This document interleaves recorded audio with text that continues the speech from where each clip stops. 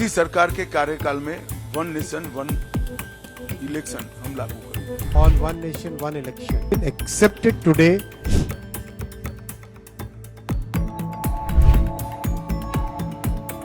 The Union Cabinet on Wednesday approved the One Nation, One Election proposal, accepting the report of a panel led by former President Ramnath Kovind. The report of the High-Level Committee on One Nation, One Election was placed before the Union Cabinet on Wednesday. The panel headed by former President Ramnath Kovind had submitted the report in March ahead of the announcement of Lok Sabha elections. Placing the report before the Cabinet was the part of the Law Ministry's 100-day agenda.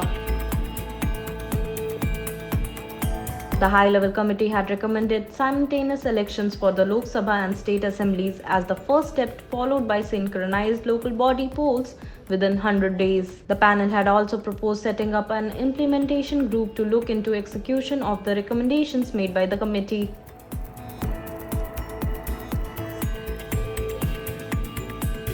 Simultaneous polls will help save resources, spur development and social cohesion, deepen foundation of democratic rubric and help release aspiration of India, that is Bharat, the panel had said.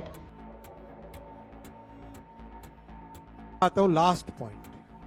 आज union cabinet में माननीय प्रधानमंत्री श्री नरेंद्र मोदी जी ने NDA की सरकार ने one nation one election में जो हाई लेवल कमेटी की रिकमेंडेशंस थी उसको एक्सेप्ट किया। High level committee recommendations on one nation one election, on simultaneous elections, those recommendations have been accepted today by the Union Cabinet. And as you are aware, 1951 से 1967 तक election simultaneously होते थे। उसके बाद में 1999 में लॉ कमीशन ने अपनी 170th रिपोर्ट में रिकमेंड किया था कि one election to Lok Sabha and all legislative assemblies in 5 years होना चाहिए, जिससे कि देश में डेवलपमेंट चलता रहे। जो बहुत सारा खर्चा होता है इलेक्शंस के कारण वो न हो, बहुत सारा लॉ एंड ऑर्डर और क्रिमिनल जस्टिस सिस्टम जो बाधित हो जाता है, because policeman are totally deployed in maintaining the election law and order, वो सब जो बड़ा एक मिशन बहुत बड़ा एक डिसरप्शन रहता है वो ना हो। और एक तरीके से जो आज का यूथ है और आज का जो भारत है, जिसकी एक एस्पिरेशन है कि डेवलपमेंट तेजी से हो, चाहे इंफ्रास्ट्रक्चर का हो, चाहे एजुकेशन का हो, हेल्थ केयर का हो, चाहे एम्प्लॉयमेंट अपॉर्चुनिटीज़ का हो, चाहे मैन्युफैक्चरिंग का हो, उसमें इलेक्शन के प्रोसेस से बार बार जो बीच में एक तरीके से उन सबको एक स्मूथ तरीके से डेवलपमेंट चलता रहे।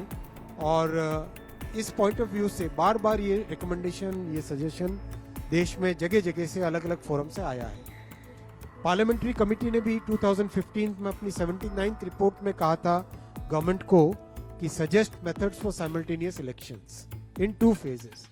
इसीलिए हाई लेवल कमेटी गठित की गई थी under the chairmanship of Shri Ramnath Kovind ji, the former President of India, and that committee extensively consulted a broad spectrum of stakeholders, including political parties, judges, constitutional experts, large number of experts from various fields. इन सब के extensive consultation के बाद में एक report submit की थी। वो report आपको ऑनलाइन अवेलेबल है, ये वेबसाइट आपके सामने रखा हुआ है और आप यहाँ से ऑफिशियल वेबसाइट से डाउनलोड करना। Cyber security is more important, right?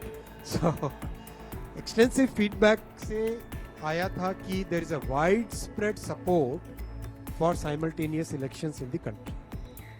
There is a widespread support for simultaneous elections in the country. इसीलिए एनडीए सरकार की कैबिनेट ने आज सर्वसम्मति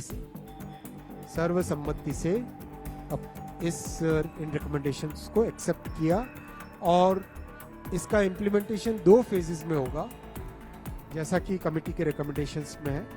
फर्स्ट फेज में लोकसभा और असेंबलीज के इलेक्शंस को साइमल्टेनियस कराने का प्रयास होगा और उसके सेकंड फेज में लोकल बॉडी इलेक्शन से जो है ग्राम पंचायत, जिला पंचायत, ब्लॉक में पंचायत समिति और जितने भी अर्बन लोकल बॉडीज हैं, चाहे म्यूनिसिपैलिटीज़ हो, चाहे म्यूनिसिपल कमिटीज़ हो, चाहे म्यूनिसिपल कॉरपोरेशन हो, उन सब के लोकल बॉडी इलेक्शंस को with in 100 days of general elections में करवाना, जिससे कि एक बार में सारे इलेक्शन का प्रोसेस कंप्लीट हो और फिर 5 साल तक सबके सब मेहनत करके देश के निर्माण में लगे।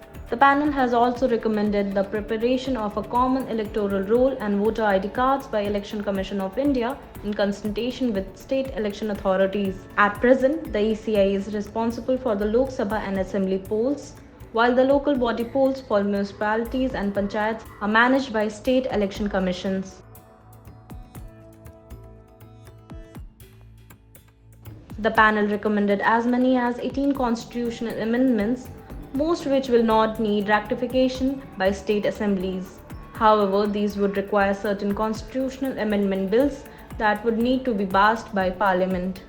Some proposed changes regarding the single electoral roll and single voter ID card would need rectification by at least half of the states. Separately, the Law Commission is also likely to come up soon with its own report on simultaneous polls, of which Prime Minister Narendra Modi has been a strong votary. Sources said that Law Commission is likely to recommend holding simultaneous polls for all 3 tiers of the government: the Lok Sabha, the State Assembly and the local bodies like municipality and panchayats, starting with 2029, and a provision for unity government in cases like hung house.